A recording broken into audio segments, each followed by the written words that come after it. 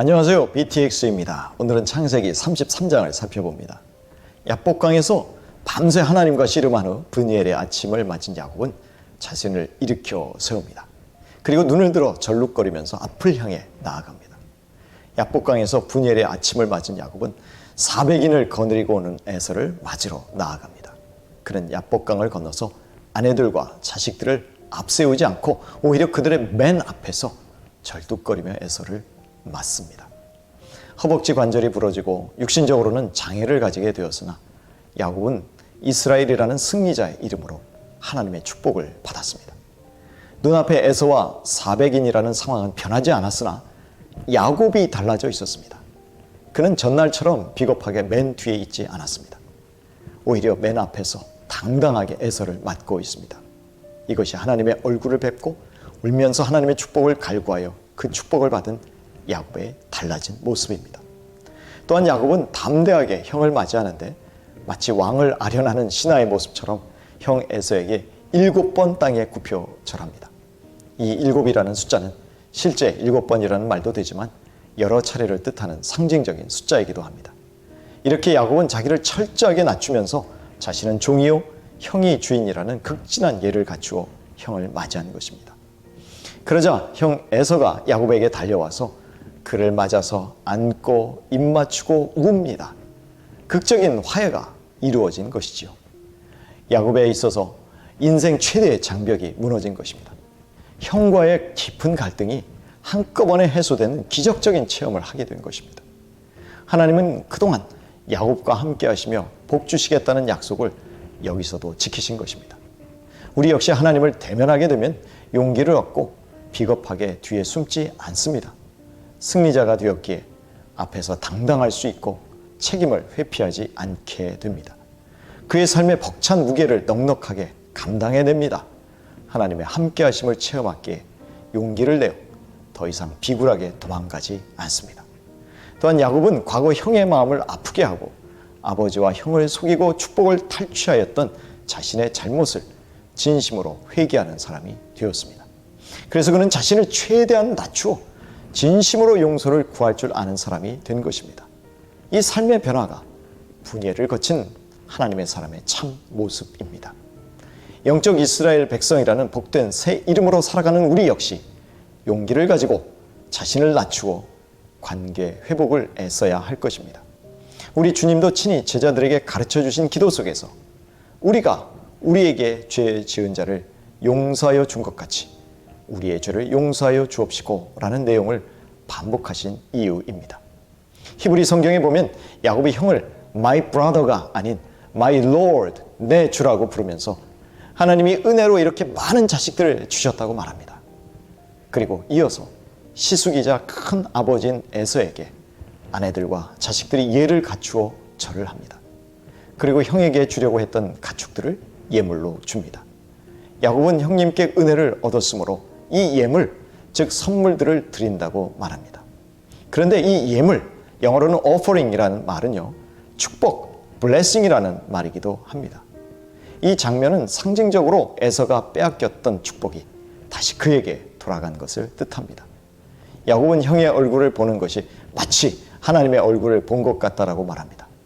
은혜를 베푸는 형이나 자신에게 그 안에 은혜를 베푸셨던 하나님의 모습이 겹쳐졌던 것입니다. 에서의 은혜 베품을 보면서 야곱은 분이엘, 하나님의 얼굴을 본 것입니다. 마치 야곱이 에서에게 아부를 떠는 것처럼 보입니다만 이 고백은 절절한 그의 마음이 담긴 고백이기도 합니다.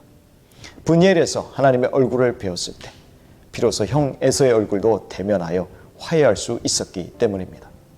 야곱은 자기가 형에게 은혜 받았다고 고백하면서 하나님께 드리듯 형에게 예물을 드립니다.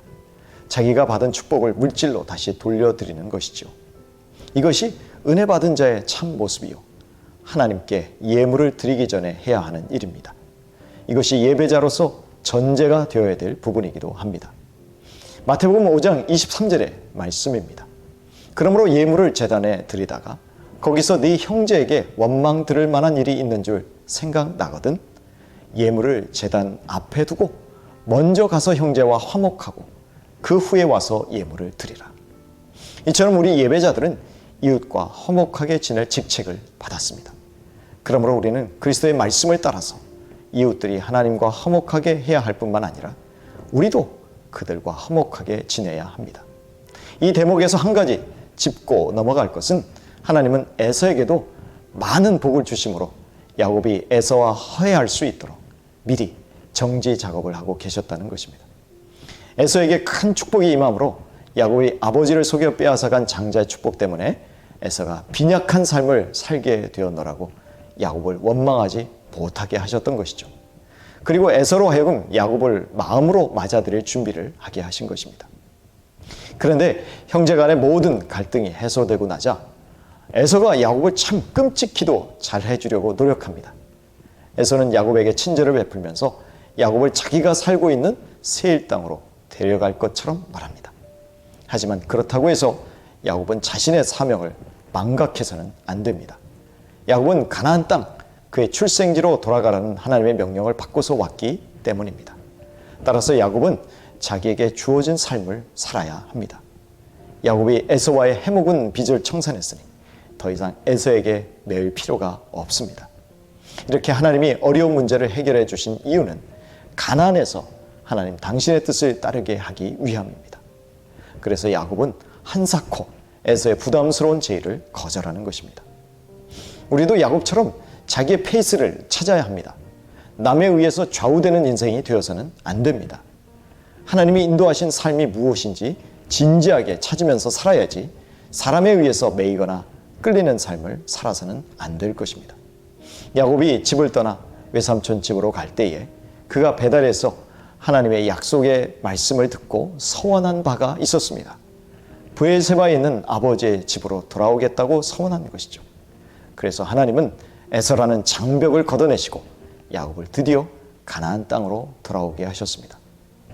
그렇다면 아버지 집이 있는 브엘세바로 향하든지 그가 제단을 쌓고 서원했던 베델로 향해야 했습니다. 그가 에서를 따라서 세일로 안 간 것은 참 잘한 일이지만 그가 숫곳에서 또 세겜으로 가서 장막들을 치고 그 땅을 매입까지 한 것은 옳은 선택이 아니었습니다. 여기서 야곱은 약 10년 정도 살면서 마치 정착할 것처럼 부동산까지 매입한 것입니다. 아마 그 땅이 살기에 좋았는지 모릅니다. 게다가 세겜 땅은 아브라함이 가나안에서 첫 제단을 쌓은 역사적인 장소이기도 했습니다. 하지만 그가 정착할 장소는 아니었습니다.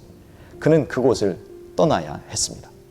그럼에도 야곱은 세겜 땅에서 조상들처럼 하나님을 예배하는 삶을 시작하였습니다. 야곱은 있는 모습 그대로의 다듬지 않은 자연석을 제단으로 삼아 하나님의 이름을 부르며 예배하는 삶을 살아가기 시작한 것입니다. 엘 엘로헤 이스라엘이라는 단어는 하나님, 이스라엘의 하나님이라는 뜻입니다. 겉으로 보기에는 예배를 드리며 평안히 정착한 듯이 보이지만 하나님의 뜻과 상관없는 삶을 살면서 예배를 드린다는 것은 불안하기만 합니다. 예배는 형식이나 의식, 전통이 아니라 자신을 부인하고 오직 하나님의 뜻을 따라서 살겠다는 결단이기 때문입니다. 혹시 우리 중에 순종이 빠진 자기 만족의 예배에 머물러 있는 분이 있다면 그 자리에서 일어나 돌이켜야 할 것입니다.